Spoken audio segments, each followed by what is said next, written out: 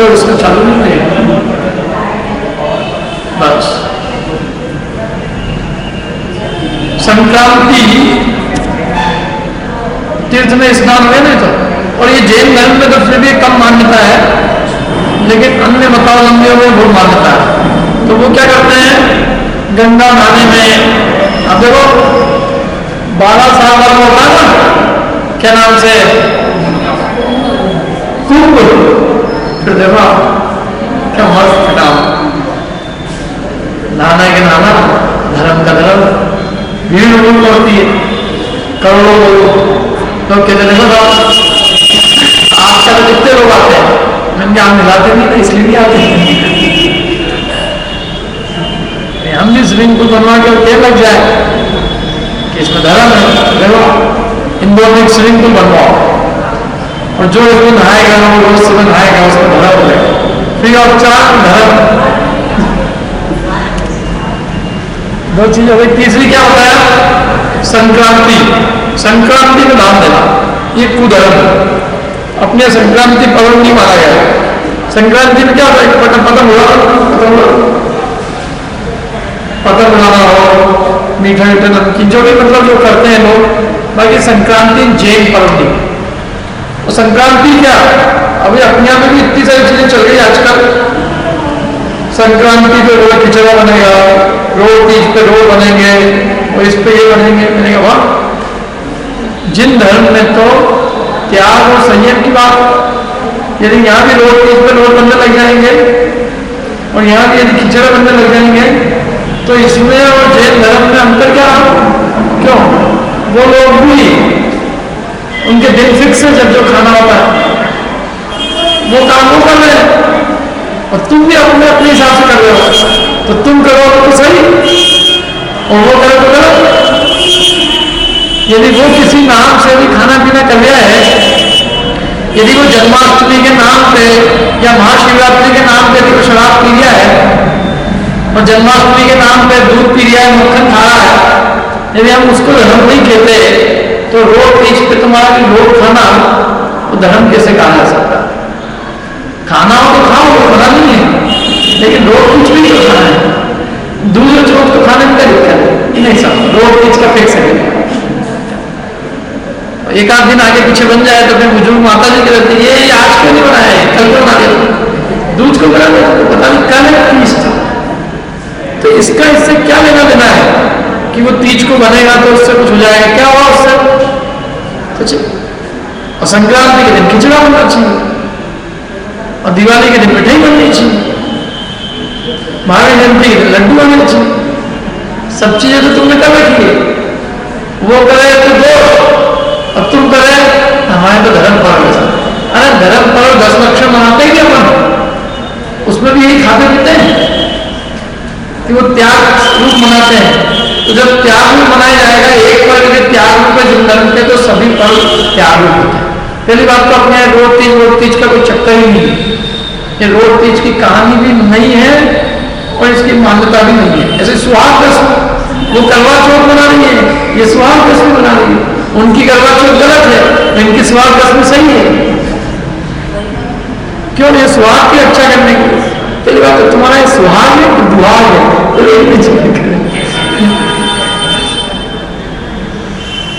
किसका नाम है सुहाग, और सुहाग की रक्षा उससे हो जाएगी, उपास तुम करोगी और जिंदा तुम्हारा पति रहेगा। माया तो बहुत ही बड़े काम खाने नहीं, जैसे वो पितर लोग उनके होते ना, इसमें हिंदुओं में पिताजी मर गए, पिताजी तो मर गए 25-50 साल पहले, अब पिताजी के मरे के लिए ब्राह्मण को खिलाए, तो जो ब्राह्मण खा रहा है तो कह रहे पिताजी जी में वहां बैठे बैठे ऐसी इनकी मान्यता है। मैंने वो दान सीधा पितरों को पहुंच जाता है।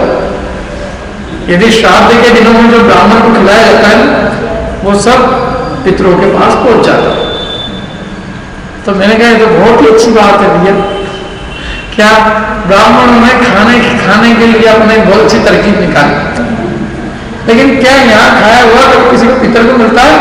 अरे यही बेटा खा ले, पिताजी ने खाना नहीं खाया हो तो उसकी भूख मिट जाती है, तो मरा हुआ पिताजी और अब भूख मिटेगी इसकी पितर को भी किसको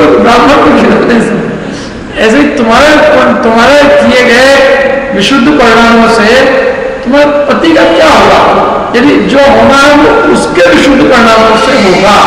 वो जितनी आयु लेके आया है वो उतनी आयु जिएगा, और यदि उसके असत्ता का उदय है तो वो दुखी होगा। तुम्हारे किए गए भावों से उसका कुछ नहीं होने वाला। जो भाव तुम करोगे उन भाव से कर्म तुम उपार्जित करोगे, और उन कर्मों का फल भी तुम स्वयं भोगोगे। जो भाव वो करेंगे उन भावों का फल, उन भावों के फलस्वरूप कर्म वो बांटेंगे, उस कर्मों का फल वो भोगेंगे। क्या हम भाव किसी को उधार दे सकते हैं? हम कितने विशुद्ध परिणाम करें, हमारी पत्नी धर्म में नहीं लग रही है, तो मैं ऐसा नहीं कर सकता कि मेरी सारी विशुद्धि अपनी पत्नी को दे दो, तू भी ले ले थोड़ी बहुत विशुद्धि, तेरा भी भरा हो जाए। नहीं कर सकते अपन, आप भाव किसी को दे नहीं सकते। इसलिए जिनवाणी में हर एक जीव को अपने अपने भाव का फल मिलता है। आप भाव नहीं दे सकते, न कर्म दे सकते हो, न कर्म का फल दे सकते हो। तो जब दे नहीं सकते हो तो तुम्हारे उपवास करने से तुम्हारे सुहाग के जिंदा रहने का क्या लेना देना है? करेंगी सब महिलाएं अच्छी साड़ियां पहनेगी, पीली पीली लाल लाल, चल सुहाग पे। उपवास करने का मना नहीं, उपवास करना तो बहुत अच्छी बात है, लेकिन उस उपवास से ये मानना कि इससे हमारे सुहाग की रक्षा हो जाएगी, वो मान्यता खोटी है। सबसे पहली बात तो इसमें दो दिक्कतें हैं। एक तो क्या है कि इसमें परिवार के प्रति राग बढ़ता है। जिनवाणी जगह जगह पूरे मतलब दौलत राम जी, बुदरलाल जी सब दहाड़ दहाड़ के कह रहे हैं क्या पढ़ते ना उसमें, सुतदारा हो नसीबी सब स्वार्थ के हैं भी। जिन्होंने जगह जगह कह पत्नी तुम्हारे सुतदारा हो ना सीरी, मैंने पत्नी तुम्हारी सगी नहीं है, वो सब स्वार्थ की सगी है। जब तक उसका स्वार्थ सत्ता है तब तक वो काम करती है, वो वास्तव में निश्चय से तुम्हारी नहीं है। उसमें राग करना वो संसार का है, उसको अपनी मानना। अभी तुम्हारी है, अगले भाव में वो किसी और की हो जाए। इसलिए निश्चय से तो आचार्य से ममत्व हटाओ। हम ममत्व तो हटाने की एक तरफ नहीं, हम तो ममत्व बढ़ाने के लिए वो कर रहे हैं, इसलिए उसको कुधर्म नाम दिया। उपवास करने में नाम धर्म नहीं है, लेकिन उपवास करने में लौकिक फल चाहना। उपवास करने का फल तो यह है कि वीतरागता की वृद्धि, रागादि भाव का अभाव, अहिंसा रूपी धर्म का पोषण, संयम का पोषण, और आत्मिक सुख शांति की प्राप्ति, आनंद की प्राप्ति, निराकुलता की प्राप्ति, ये है उसका फल। और ये तो चाहिए नहीं उनको, पति अच्छा है। तो इसलिए ये सब चीजें जो है ना, नहीं नहीं नहीं नहीं जुड़ती। वो लोग करवा चौथ था, हमने भी एक नया निकाल लिया, कहीं वो भी रोड खाते थे, अपने भी किसी को रोड खाना था, हमने भी निकाल लिया। लड्डू बना, लड्डू खाना, लड्डू भी निकाल लिया। हर एक का अल्टरनेट अपन निकालते जा रहे हैं, क्योंकि अपन लोगों को भी खाने पीने कम शौक थोड़ी नहीं है, पेड़े खाने का, पेड़े का भी धर्म निकाल। आप फिर सोचो कि जिन धर्म तो सब चीजों के त्याग का नाम, पति के त्याग, पति पत्नी में मोह घटाने का नाम धर्म है कि उसमें मोह बढ़ाने का नाम है। और एक तो उसमें मोह वाला पति को इष्ट माना, एक गलती तो ये, और दूसरी ये कि कर्म पद्धति को हमने स्वीकार नहीं किया। मैंने हम यही नहीं समझ पा रहे हैं कि स्वयं किए जो कर्म शुभाशुभ फल निश्चय हो, पर ये सामायिक में कि अपने किए गए शुभाशुभ कर्मों का फल ये जीव भोगता है, तो जब हम अपने कर्मों का फल भोगेंगे तो वो उसका फल उसको कैसे मिल जाएगा? हमने भाव किए अच्छे तो हम जरूर उसका फल भोगेंगे 100%, लेकिन हमारे भाव का फल उसको नहीं मिलेगा। उसकी यदि आयु कम होगी तो वो उसको बराबर जाना पड़ेगा कि साहब मैंने अच्छा कर्म किया तो इससे मेरा पति बच जाएगा। नहीं, तुम्हारे यदि साता का उदय तो चला भी जाएगा तो तुमको दुख नहीं होगा, तुम्हारा साता का उदय होगा तो वो घर में होगा तो तुम दुखी रहोगे। सुख दुख का संबंध अपने कर्म के उदय से है, किसी वस्तु के संयोग से नहीं है। ये तो मैंने आपको कुछ चीजें दी, आपको एग्जाम्पल्स, भाई बहुत सारी चीजें क्या क्या क्या चीजें अपन नहीं करते, और इतनी सारी, हर धर्म को अपन ने लौकिक प्रयोजन से जोड़ दिया। धर्म का प्रयोजन तो साक्षात मुक्ति थी। जिस धर्म से कर्म करते थे उस धर्म से भी हमने कर्म के काम चालू कर दिए। तो ये सब संक्रांति में नाम देना, ग्रहण में चमकना, ग्रहण में लोग चमकते, ग्रहण के अंदर ये नहीं करना, वो नहीं करना, ये नहीं करना, क्या नहीं करना। ये जरूर है शरीर के स्वास्थ्य की अपेक्षा से जो चीज नहीं करना वो नहीं करना, लेकिन उसका धर्म से कोई लेना देना नहीं, उसमें दान देना। फिर ऐसे बुरे ग्रह ठीक नहीं चलते, ग्रह ठीक करने के लिए दान नहीं, वो बड़े अच्छा धंधा है ये बिजनेस। शनि के लिए, एक शुक्र के लिए 5-10 हाथ 10 उंगली, 9 ग्रह है, 9 मान है, और एक अंगूठा उंगूठा खा लेता है, एक यहाँ एक यहाँ, ये राहु के लिए, एक केतु के लिए, ये शनि के लिए। और फिर भी आ रहे हैं इसके ऊपर तकलीफें, फिर भी आ रही है। तो बोले शायद 9 से ज्यादा होगा मुझे। तो मैंने कहा मिथ्या नहीं है वो, तो सारे हाथ में भी फेरने का, पाँव में फेरने का, तो भी कुछ नहीं होता। इन सब का क्या प्रयोजन है? वो बेचारे ऊपर चल रहे हैं, सूरज चंद्रमा तुम्हारा क्या बिगाड़ रहा है जो तुम्हारी अनुभूति से उनको असर पड़ेगा।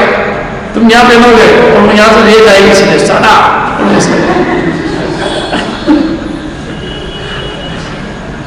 कोई क्या इससे कोई बुद्धि, लोग इतनी सीधी अपनी अकल और बुद्धि नहीं लगाते हैं कि इन पत्थरों से, इन अंगूठियों से हमारा क्या होगा। जो बुद्धि तो अपन दुनिया में लगा रखी, इसमें कोई बुद्धि लगा कुछ नहीं इससे। और वो तो यदि देखो कोई चीज है भी तो वो आगामी भले बुरे का ज्ञान कराती, ये होगा तो जो होगा वो तो होगा ही, तो टाल नहीं सकते। जो ज्योतिषी कहता है तुम ये वाली अंगूठी पहनो, इससे तुम्हारा सब बुरा होना होगा तो बुरा हो जाएगा, तो बुरा उनमें होना ही नहीं था, वो भले ही होना था। उसने जबरदस्ती तुमको ये बनाया कि साहब बुरा होने वाला था और मैंने ये दे दी तो तुम्हारा भला हो गया, लेकिन बुरा होने वाला कब था? तो ये तो पता है बुरा होने वाला था नहीं था, तो उसका अच्छा ही होना था, अच्छा हुआ। इसलिए ग्रह वगैरह कुछ नहीं करते हैं, सबसे बड़ा ग्रह तो परिग्रह है, उसको कोई नहीं छोड़ता, उसको तो छाती में लगा रखा है। और बल्कि उस परिग्रह को जोड़ने के लिए ग्रह के नाम पे ग्रह पे बिगाड़ नहीं करते भैया, ग्रह के नाम पे दान देना, पात्र समझ के लोगों पुरुषों को दान अपनी तारीफ कर दे। अब लोगों को धन भी उन्हीं को देने में मजा आता है। पंडित जी वही अच्छे लगते हैं, लोग 10 बार नाम बोले, उनको करे, वो ये विचार नहीं करता है कि इस धन का उपयोग काय में हो रहा है, इस धन का उपयोग पात्र को दिया जा रहा है, इस धन का उपयोग किस चीज में हो रहा है। क्या मोक्ष मार्ग में हो रहा है, काय में हो रहा है? कुछ नहीं। कोई अच्छा बढ़िया आयोजन करेंगे, खिलाएंगे पिलाएंगे, 5-10 दिन का आयोजन, लाखों रुपये खर्च हो जाएंगे, कुछ नहीं, समाज क्या मिला, कुछ नहीं सर। हमने अपने रिश्तेदारों को जिम्माया, उनको जिम्माया, ठीक है, कम से कम जो किया। इनको ऐसा ठोस काम होता कि जिससे वो जीव मोक्ष मार्ग में लग जाते, उनको कुछ ज्ञान दान दिया होता, उनको कुछ वीतरागता की बात बताई होती, जिससे कि उनका जीवन परिवर्तित हो जाता, तो बहुत अच्छा होता। बाकी अपन ने छोटा मोटा जिसमें अपना नाम मारी हो गई, उन्होंने भी खा पी लिया, सबका। तो इसलिए लोभी पुरुषों को भी दान है। मैं तो कहता हूं दान देने के अंदर ऐसे स्थान पे देना चाहिए कि जहां और दुनिया का जहां धन अटूट आ नहीं रहा। कहने का मतलब है कि जहां ऑलरेडी करोड़ों रुपए बरस रहा है, बल्कि जहां रखने की जगह नहीं है, तो वहां अपना इतना से क्या काम करेगा। जहां ऑलरेडी खूब है, तुमने इतने से दे दी, उससे क्या होगा। लेकिन जहां आवश्यकता है, कोई देने वाला नहीं, कोई देखने वाला नहीं, और मोक्ष मार्ग में अपने को लग रहा है कि सीधे इसका उपयोग होगा, इससे बढ़िया हो कुछ नहीं। साक्षात डायरेक्ट दान। अभी हम किसी को दे तो फिर वो उसको लगाए कि नहीं लगाए, क्या भरोसा। इससे अच्छा तो अपने को अपना धन सीधे लगता हुआ दिख रहा हो, किसी को किताब नहीं हो, जिनवानी नहीं हो, सीधे ला कर लगता है डायरेक्ट दान। मतलब दान भी देना हो तो सीधे अपने हाथों से देना चाहिए, और ऐसा कि भाई हाँ इसका उपयोग बराबर सही काम में हो रहा है। कोई मेरा नाम नहीं हो तो कोई बात नहीं, लेकिन इससे यदि एक जीव भी धर्म में जुड़ता है तो मेरा पैसा सफल हो गया। एक जीव यदि मोक्ष मार्ग में लगा, संयम के मार्ग पे लगा, धन देना सफल हो गया। लेकिन अब संयम के लिए तो करते नहीं अपन, संयम यहाँ तब अपना तो बस भोग भोग हो गए। आज के लोग खिलाने पिलाने, क्योंकि खिलाने पिलाने के अंदर बहुत पैसा भी बहुत खर्च होता है और उसमें कुछ उपलब्धि ज्यादा होती नहीं। लोग जरूर एक दिन के लिए वाहवाही कर लेते हैं। और उस दूसरी बात यह है कि जो खिलाते पिलाते हैं वो भी भक्ष का उसमें इतना विचार नहीं होता है। इसलिए प्रासुक वस्तु जो देना है तो प्रासुक वस्तु, अचित कोई जीव इंसान नहीं, उस जीव के मोक्ष मार्ग में काम है। और देना उसी को जो लोभी नहीं हो, धन का लोभी नहीं हो, निर्लोभी हो। और अपने को देना तो अपनी प्रशंसा आदि नहीं मिले कोई बात नहीं, एक भाव में नहीं मिलेगी कोई बात नहीं, लेकिन यदि अपना धन सही जगह लग गया तो अपना धन देना सार्थक है। आगे देखते हैं। अब ये जेलधारी होते हैं, ये जनरल मोक्षण प्रकाशन में टोटल जी ने बात की है कि ये अब अपने इस पंचम काल में जैन धर्म में भी ऐसी ऐसी प्रवृत्तियां चालू हुई। व्रताधिक का नाम धारण कर श्रृंगार बनाना, इष्ट भोजन आदि करना, एकासन करना, एकासन के नाम पे दुपासन हो जाना, बल्कि किसी एक चीज छोड़ी और वो चीज छोड़ के और 10 चीज और बनवा के उसको खाना।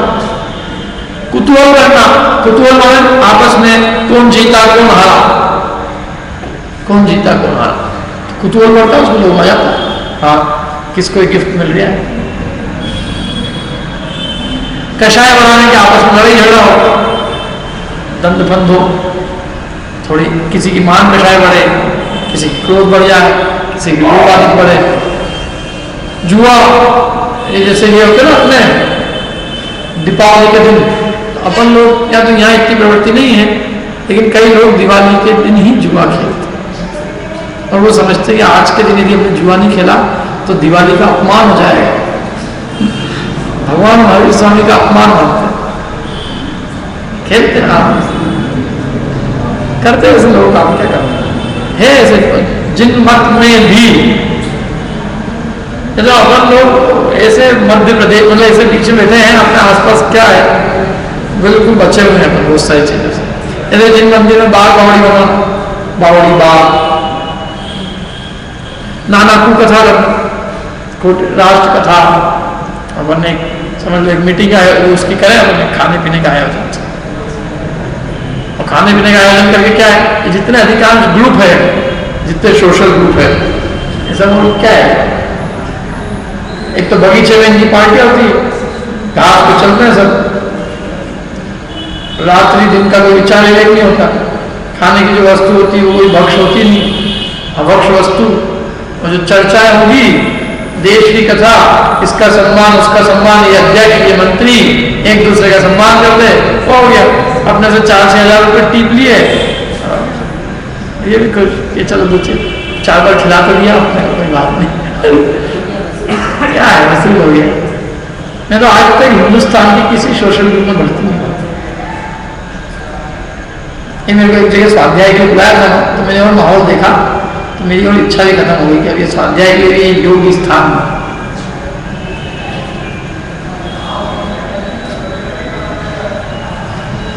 क्योंकि वो प्रवृत्ति उनकी परिणति इतनी विचित्र है, वो तो वहां सब कपड़े अच्छे अच्छे पहन के आ गए वहां, और वो बस रात को खाना पीना चल गया, उसका बैठ गए घास के ऊपर कुर्सी मान, अब इनको पढ़ा, मैं क्या पढ़ा उनको,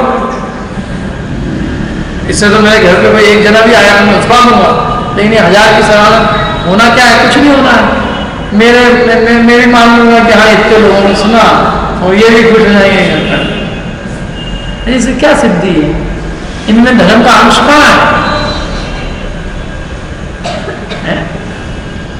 कोई भी आयोजन हो पहले ये तो देखो कि तुम क्या कर रहे हो, उसको जहाँ घास है और घास वाले स्थान पे धर्म का आयोजन करना, प्रयोजन करना, धर्म के नाम पर सोशल ग्रुप के नाम पे क्या है, इतनी बात नहीं पड़ी करने की घास पे नहीं चला जाता, पड़ी कि नहीं पड़ी? यूं कहने को तो जरा सी घास पे चल जाए यूं कोई और यूं सारा कार्यक्रम इस पर हो जाए, और फिर वहां कथाएं भी कौन सी, धर्म करो आप बोल नहीं सकते। अब वो आधे घंटे का प्रवचन था तो लोग प्रवचन में इस बात का इंतजार कर रहे थे कि पंडित जी का प्रवचन कब बंद हो, तो हमारा तंबोला चालू। मैंने आखिर कहा कि भैया मैं तुम्हारे तंबोले में बाधक बना क्या, इसके लिए मेरे को क्षमा करना और क्या कहूँगा। क्योंकि उनको लोग उसके लिए आए। मैंने कल कहा ना, तो 6 का निशान लगाने, उनको क्या मतलब भगवान भावी बनने से, उनको तो कोई चाहिए था सर 200-250 रुपये का इनाम, उतनी बुद्धि है उनकी। तो सोना, मंदिर सोने का स्थान नहीं होता। मंदिर में 84 आसाधना दोष कहें, मंदिर में पंचायत करना, मंदिर में मीटिंग करना, मंदिर के अंदर सोना, मंदिर में खाना, मंदिर में पीना, मंदिर में शरीर का मल उतारना, मंदिर में स्त्री कथा करना, खाने की चर्चा करना, मंदिर में जुहार करना, ये सब निषेध है। 84 चीजें। अरे तो बस हो गया है, ठीक है। ये सब अपना कुधर्म की बात हो गई है। आपने चलेगी कुदेव की बात। कितने लोगों ने पढ़ा है मोक्षण प्रकाशक ऑफिस से, बताना हाथ खड़ा कर, तो उसके अंदर दिया है ये सब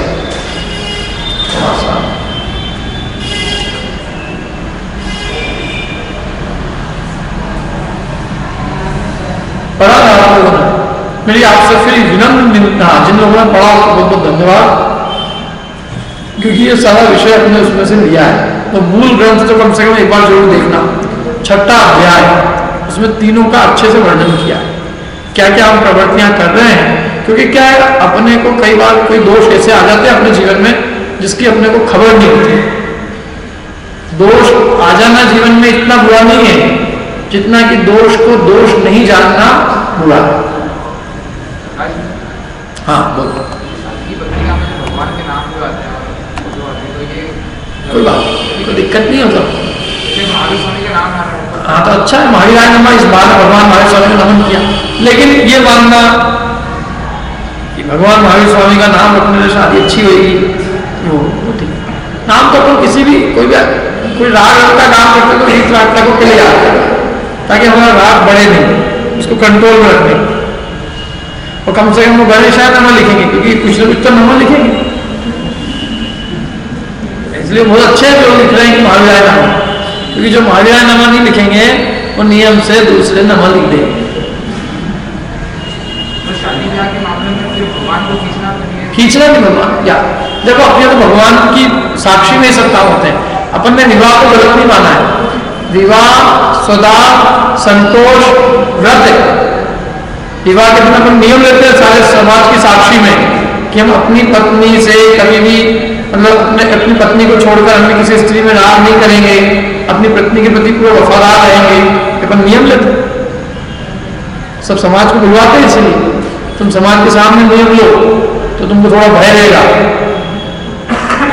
तो वो अपन ने नियम लिया, काय का स्वदान संतोष व्रत, वो व्रत है। और इसलिए उस व्रत को कोई भी काम करेंगे, कोई व्रत लेंगे तो भगवान की पूजा करके लेंगे ना, पूजा करवा देव शास्त्र की पूजा होती है। पूजा होने के बाद में साक्षी में, शास्त्र की साक्षी में इन नियम दिलाए जाते हैं। दोनों को अपने अपने योग्य नियम दिलाए, तो इन नियमों का जीवन पर्यंत पालन करना समय वो तो शास्त्र की मर्यादा के बाहर नहीं होगा। विवाह देखो सबसे बढ़िया बात तो यह है कि जीव ब्रह्मचर्य धारण करे, वो नहीं कर पाया तो वो स्वच्छंद प्रवृत्ति नहीं करे। इसके लिए उसको शादी की मर्यादा में बांधा गया है कि तुम एक स्त्री को छोड़कर अन्य समस्त स्त्रियों में राग भाव का त्याग कर। छठी प्रतिमा तो हो सकती है शादीशुदा की, 5वां गुणस्थान हो सकता है। छुल्ला के लिए भी 5वां गुणस्थान वाला, और छठी प्रतिमाधारी वो दूसरी प्रतिमाधारी वो भी 5वें गुणस्थान। वो कोई अरे एक आज तो ये एक सदा संतोष व्रत लेने वाले भी गिनती के हैं। बताओ कौन है जो ईमानदारी से, जिसने वो व्रत लिया है और व्रत का ईमानदारी से पालन करता है? करते हैं अपन, अपने को खबर ही करते। अपन को भगवान की पूजा करा के नियम दिलाए जाते हैं तो भी अपने को याद नहीं लेते कुछ। उसमें सब नियम में आता है हम अपनी पत्नी को छोड़कर अन्य किसी दूसरी स्त्री में राग नहीं करेंगे, लेते कि नहीं पर पालन करते उसके। टीवी देख रहे, अपनी स्त्री दिख रही दूसरी, अपनी तो ये बैठी रहती है बेचारी, देखता दूसरी। और ऐसे ही वो स्त्री भी है, उसका पति पास में बैठा, उसको तो देख ही, तो दोनों का व्यभिचार किया। देवशास्त्र गुरु की साक्षी में नियम तो कुछ और लिया, नियम तो ये लिया कि हम दोनों एक दूसरे के प्रति राग रखेंगे, इसके अलावा नहीं करेंगे। तो भगवान के पूजा करवा के नियम दिलवाया, अपने पंडित जी को बुलाया, फेरे डलवा के 7 बार पूछा, वो फिर भी नहीं कर लिया।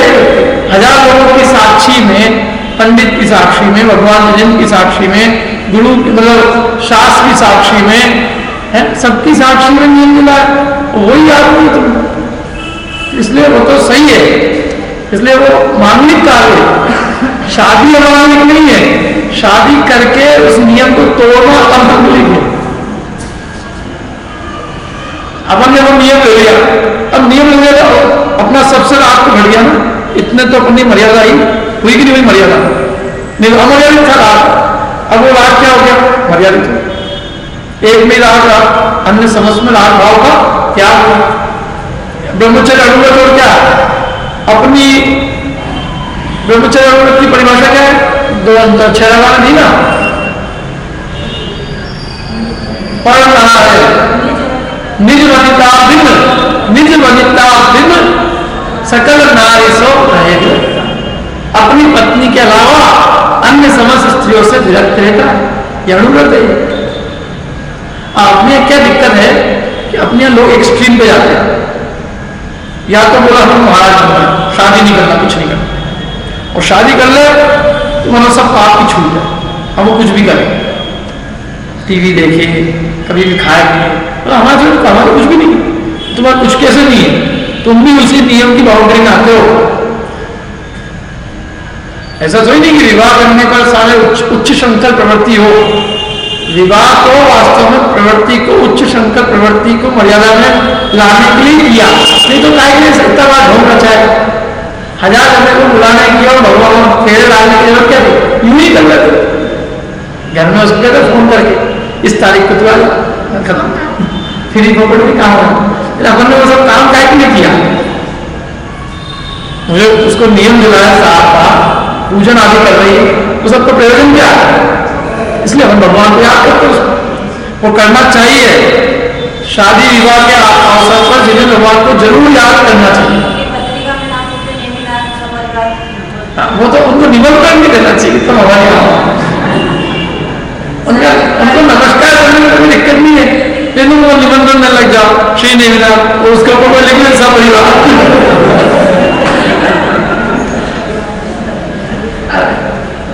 विचार की बात है, क्या सबको सब परिवार है, भगवान को सब परिवार नहीं है, तो उस पर लिखने नाम वाम लिखने की कोई जरूरत नहीं है, वो नाम तो उनका अंदर लिखा ही है, उस पर लिखने की क्या जरूरत है, कोई आवश्यकता नहीं।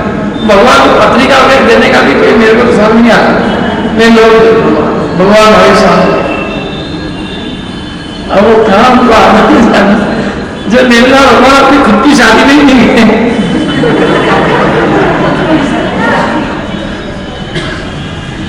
हम लोग जो सब करते रहते हैं, तो विचार करने में पता चलता है कि इसमें कितना सही और कितना गलत। कभी अपन आज तक किसी महाराज के यहाँ पत्रिका देने जाते हैं तो भगवान महाराज से बड़े छोटे, जैसे बातें विचार करने की, इसलिए वो कोई दिक्कत नहीं, वो आपका प्रश्न हो गया, समाधान पूरा। वो व्रत है, विवाह एक व्रत है, जिससे मतलब जिसे कहते हैं ना, जिससे संपूर्ण ब्रह्मचर्य का पालन न हो सके उसके लिए ब्रह्मचर्य अनुव्रत है, जिससे पूर्ण ब्रह्मचर्य का पालन हो सकता है, बहुत बढ़िया बात, सर्वश्रेष्ठ ही हो।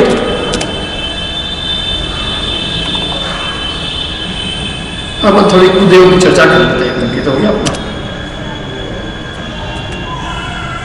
कुदेव की क्या परिभाषा है, देखो कुदेव की परिभाषा छेड़ाना के हिसाब से, इसमें वही बात है, वो जो अपने की पॉइंट रखना, 2 बातें याद रखना, कौन कौन सी की पॉइंट, 2 कौन कौन से, वीतरागता और अहिंसा।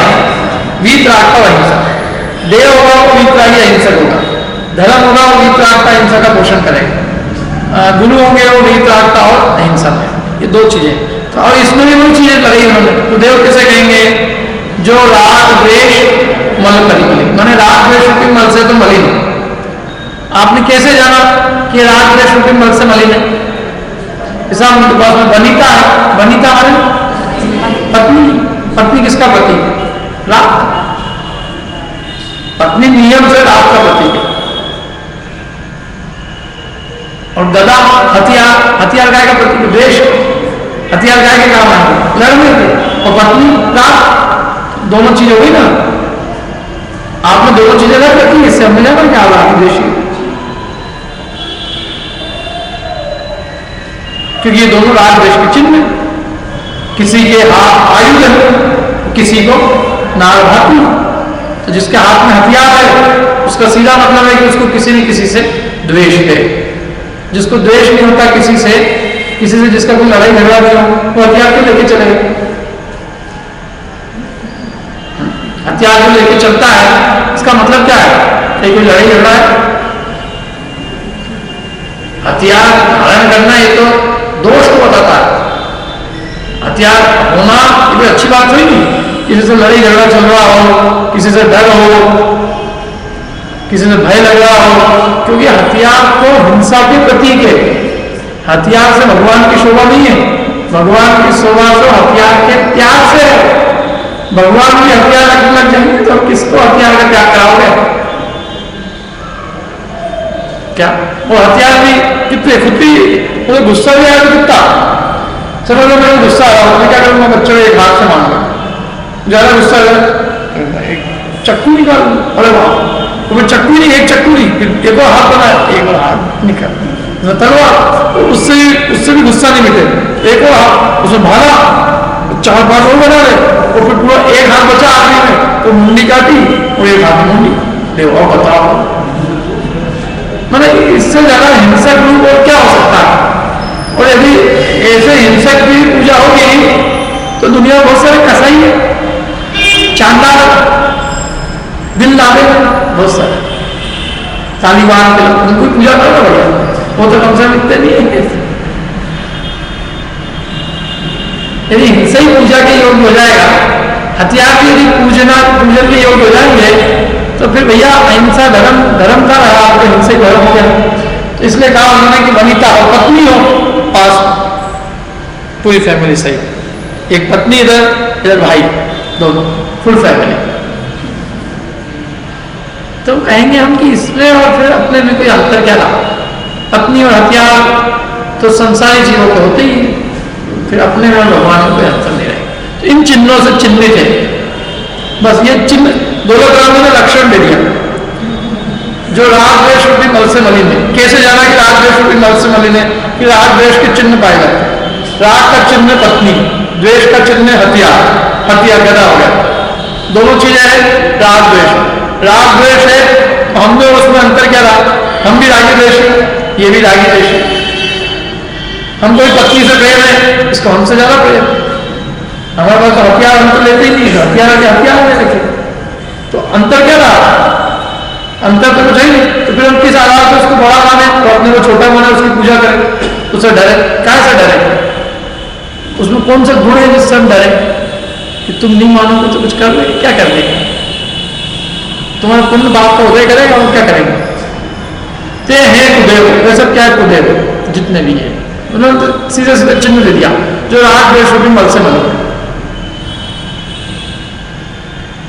कोई महावीर भगवान हो ना, महावीर भगवान को भी इसी रूप में माने, क्या धनुष वाले महावीर, हथियार वाले महावीर, तो वो वही है, वो कोई अंतर नहीं है। नाम भले महावीर हो, लेकिन यदि महावीर को भी तुमने हथियार वाला महावीर करा है तो अन्य मत के भगवान में और हमारे भगवान में कोई अंतर नहीं रहा।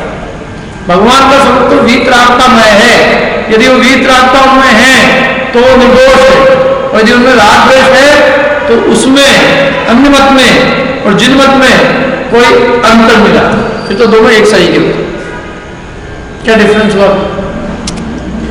ते हैं कुदेव तिन की जो सेव शठ, शठ माने शठ किसको कहते हैं? शठ माने मूर्ख। वह मूर्ख करत तेने भाव भ्रमण छेद, माने वो संसार का छेदन करने में, संसार में घूमने का छेदन करने में समर्थ नहीं है। जिसको भी इतने विचार विवेक नहीं है कि मेरा आदर्श कौन होना चाहिए, देव का क्या स्वरूप है, जिसको देव का स्वरूप नहीं पता है।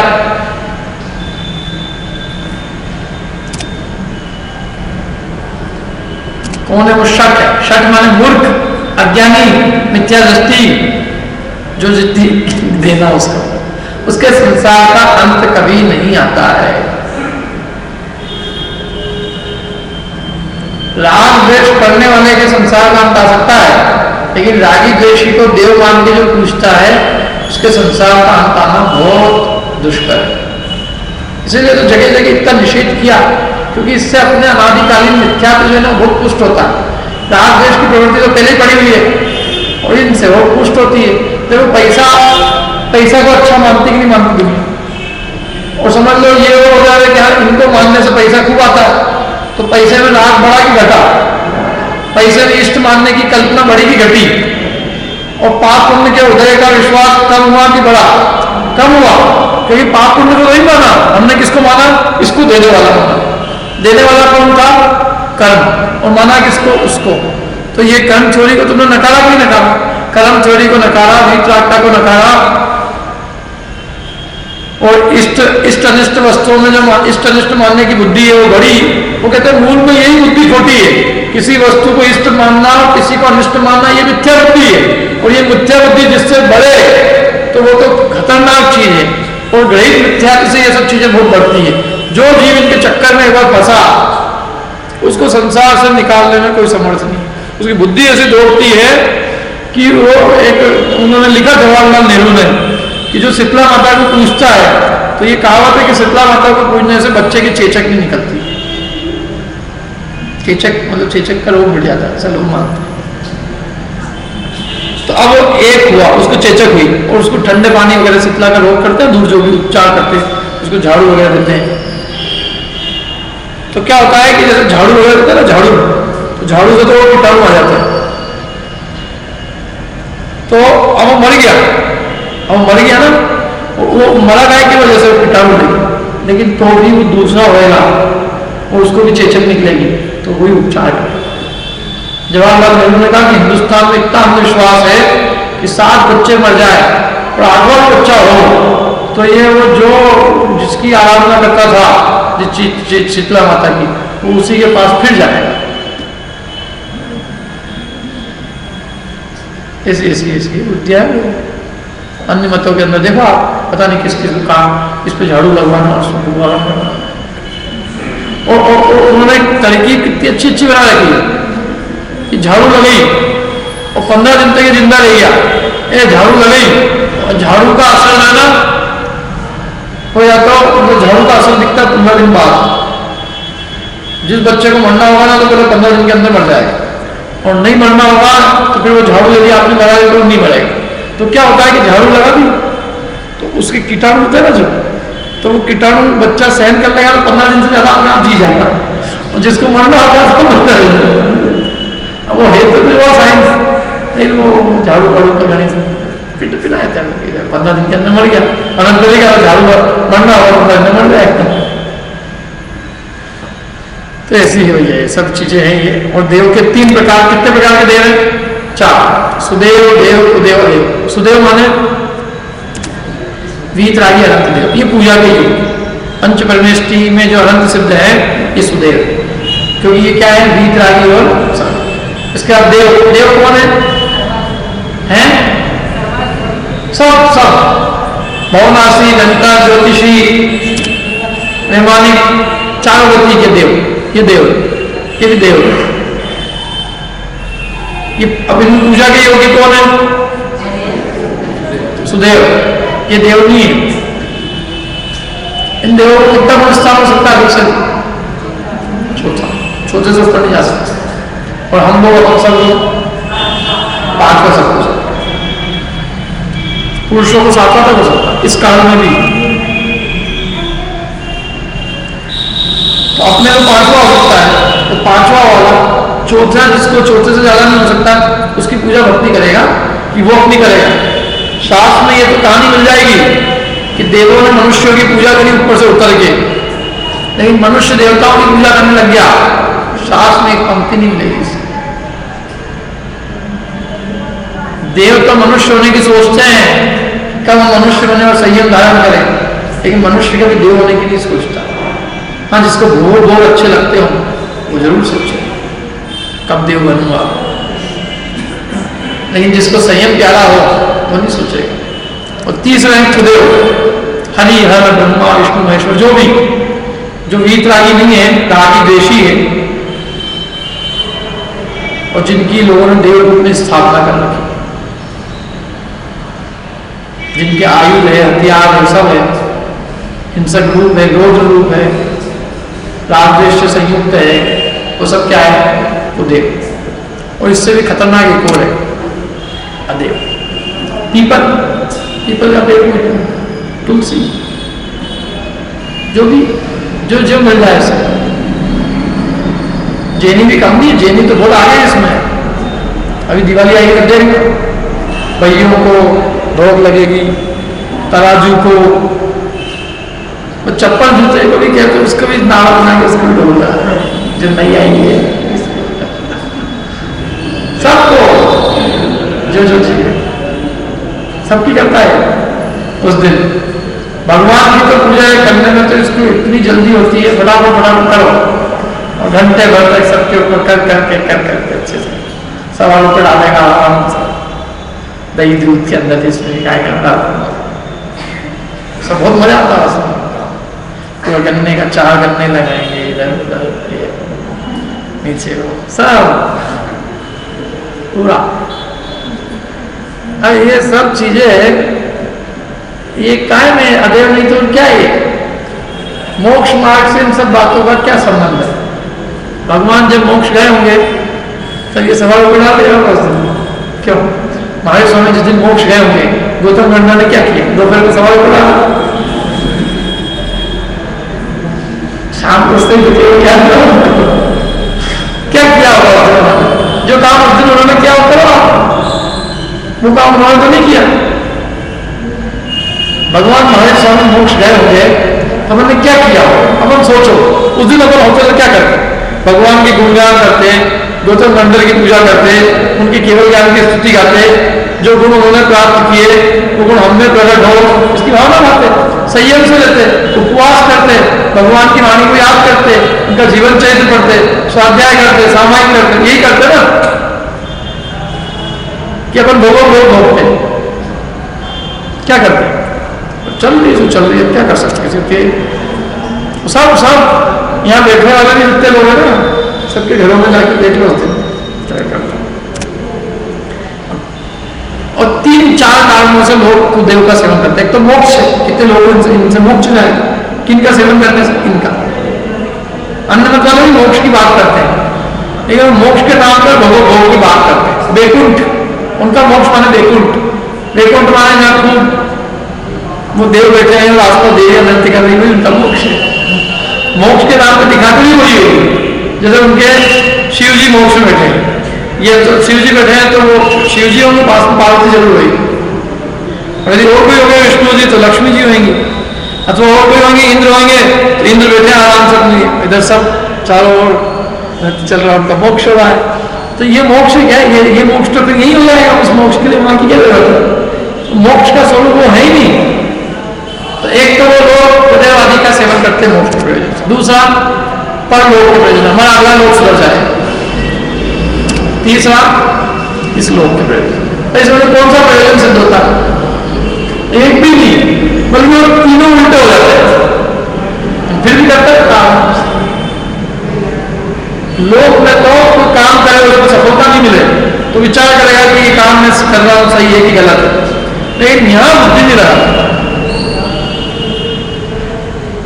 देखो इसमें क्या लिखा, मोक्षण प्रकाशक की एक पंक्ति पढ़ते हैं, ये पंक्ति बहुत मार्मिक है।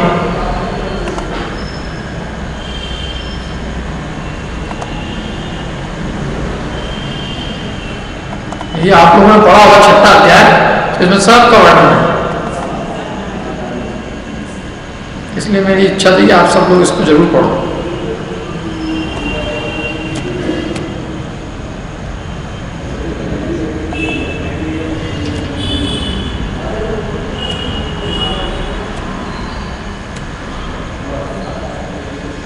देखो, तथा देखो अज्ञानता, आयुध आदि सहित रोग स्वरूप है जिनका, हथियार सहित जो रुद्र है जिनका, उनकी गाढ़ आकर भक्ति करते हैं। और जिनमत में भी यदि रोग रूप पूज्य हुआ तो यह भी अग्निमत के समान हुआ। तीव्र विख्यात भाव से जिनमत में भी ऐसी प्रवृत्ति का मानना होता है। आगे क्या है देखो, ये तो ये इनके लिए थी, ये तो क्षेत्र। आगे गाय सर्पादि तिरंच, गाय है, सांप है, नाग, कौन सी थी नाग, 10वीं नाग, नाग पंचमी, बस दूध पिलाने। तो गाय है, सांप है, गाय में कितने देवता बसते, 10-20 करोड़, कितने करोड़, 33 करोड़। तो अब गाय की कुछ 33 करोड़। जो गाय अपनी विष्ठा को खा जाए, अपने मलमूत्र को खा जाए, वो गाय में देवता बसते, वो भी 33 करोड़।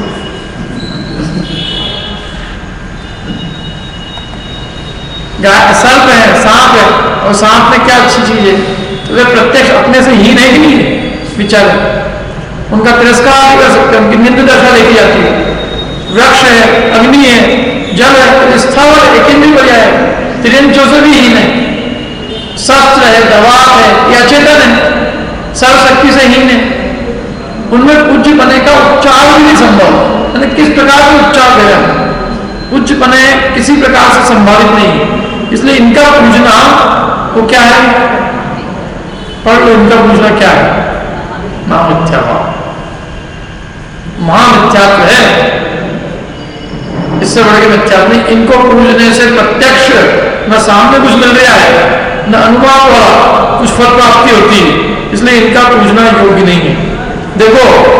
देखो तो मिथ्यात्व की महिमा, लोग तो अपने से नीचे को नमन करने में अपने को निम्न मानते हैं, तो हल्का फुल्का आगे झुके नहीं, और मोहित होकर रो करके कोई पत्थर पे सिंदूर पोत पे पंजाबे के लोग नहीं करते, ये देव कोई कल से मोहित होकर रो करके पूछते हुए भी निंद बना नहीं मानते, तथा लोग में तो रोड़े वाले पत्थर, जो पत्थर में देवता की स्थापना कर, चाहे उसमें वीतराग झलकती हो नहीं झलकती, उस पत्थर टेढ़ा मेढ़ा तुझे पत्थर, और सिंदूर पोतते देव। हिंदुस्तान में मालूम आपको, ये ऐसे मंदिर जो है ना, ऐसे जहां सड़क पे रोड पे कहीं भी, पूरे देश में अतिक्रमण कर रखा है, पूरे देश में। जिन मंदिर में आप कभी देखना इस तरह से नहीं होगा, बाकी तो जगह जगह जहां जो हो जाए। तो एक तो ये कि लोग में जिनसे प्रयोजन होता है वो सेवा करते हैं, और मोहित होकर कुदेवों से मेरा प्रयोजन कैसे सिद्ध होगा, ऐसा बिना विचार की, भाई ये तो सोचे कि इनसे मेरा क्या, इनसे लाभ क्या होगा, इनको मैं पूछ रहा हूं, इससे मेरा कौन सा प्रयोजन सिद्ध होगा, इस लोक का होगा, परलोक का होगा, मोक्ष का होगा, क्या होगा, ऐसा कोई विचार नहीं करते, और बिना विचार किए ही कुदेवों का सेवन करते हैं। तथा कुदेवों का सेवन करते हुए हजारों विघ्न आते हैं, ऐसा नहीं विघ्न कम नहीं आते, हजारों विघ्न आते हैं, उनको गिनता नहीं है, उसको एक को भी नहीं देखता, और किसी पुण्य की वजह से एक इष्ट कार्य हो जाए तो कहता है इनके सेवन से कार्य हुआ।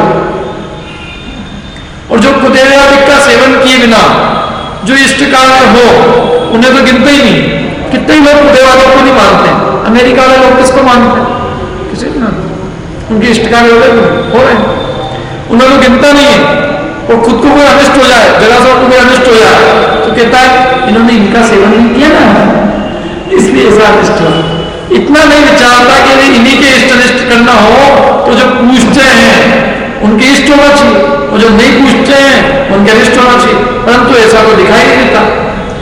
जिस प्रकार किसी के शीतला के बहुत मांगने पर भी पुत्र अधिक मारते देखे जाते, बहुत माने शीतला को तो भी मर जाते, किसी के माने बिना भी शीतला के जाते, इसलिए शीतला अधिक का मानना किंचित कार्यकारी।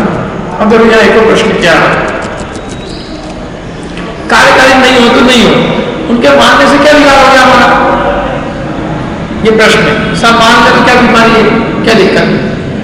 उसका उत्तर क्या दिया है, यदि बिगाड़ ना हो तो हम निषेध किस लिए करें, हम काहे भी अपनी एक पंक्ति भी उसके लिए बिगाड़े, हमारे पास भी इतना समय नहीं, परंतु बिगाड़ होता है। क्या बिगाड़ा रहता है? परंतु एक तो मिथ्यात्वादी दृढ़ होने से मोक्ष मार्ग दुर्लभ हो जाता है, उल्टी मान्यता पक्की हो जाती है। और एक तो बड़ा बिगाड़, सबसे बड़ा बिगाड़ तो यही है। और दूसरा पाप होता है, क्योंकि पर वस्तु का लोभ एकदम तीव्र होता है, धनाधिक का, परिवार का, इनका लोभ, इनकी आसक्ति और बढ़ जाती है, और उससे पुण्य बंद होता ही पाप बंद। ये बड़ा बिगाड़ है। अब यार देखो प्रश्न क्या, देखो क्या है, मिथ्यात्व तो अतत्व का श्रद्धान करने पे होगा, और पाप बंद कैसे होता है? बुरा काम करने से। तो हम इनको मानेंगे, इनकी पूजन आदि करेंगे, इनको मानने से मिथ्यात्व कैसे होगा और पाप बंद किस प्रकार होगा, ये प्रश्न किया। तो उसका उत्तर, प्रथम तो परद्रव्यों को क्या लिखा है? प्रथम तो परद्रव्यों को इष्टनिष्ठ मानना ही मिथ्या है। मूल चीज तो वो है, तुमने जिस एक को अच्छा माना, एक को बुरा माना, मूल में तो गलती नहीं है, क्योंकि कोई द्रव्य किसी का शत्रु मित्र है नहीं, दुनिया में कोई मित्र शत्रु नहीं है। तथा जो इष्टनिष्ठ पदार्थ पाए जाते हैं, अपने मुझे लगते भी हैं, उसका कारण कौन है? अपना खुद का पुण्य पाप। इसलिए यदि तुमको लोक की इष्ट सामग्री भी चाहिए हो और अनिष्ट सामग्री भी दूर करनी हो, तो उसका उपाय क्या है? क्या है उसका उपाय? पुण्य बंद करो, तो पाप मत करो, सब अच्छा हो।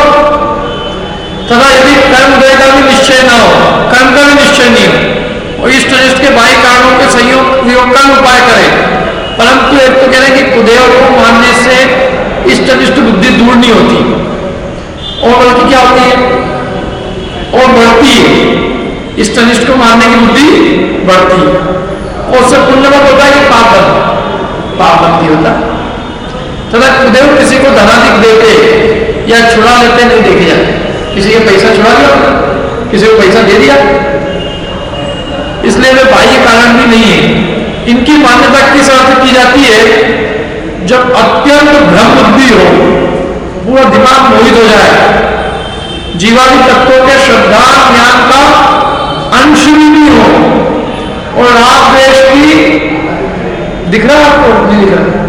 राग द्वेष की अति तीव्रता हो, तब जो कारण नहीं है, जिसका कोई लेना देना नहीं है, उसको भी इष्ट अनिष्ट का कारण मानते हैं, तब कुदेव की मान्यता होती है। जब आदमी बहुत डरने लग जाता है, तो जिस किसी को मानने लग जाता है, तो कह रहे हैं कि वो बहुत डरने लग गया ना, ये गड़बड़ है। कहा कि नहीं, तो अपने पाप पुण्य के उदय पर विश्वास कर, तेरे पाप का उदय होगा तो कोई टाल नहीं सकता, पुण्य का उदय होगा तो तेरे पुण्य का उदय तेरे को जरूर मिलेगा। और तू पुण्य बनने का काम कर, पाप मत कर, तेरे इतना बढ़िया होगा कि तू यदि समुद्र में भी चले जाए तो भी तेरा कोई बिगाड़ नहीं कर सकता, कोई मारना चाहे।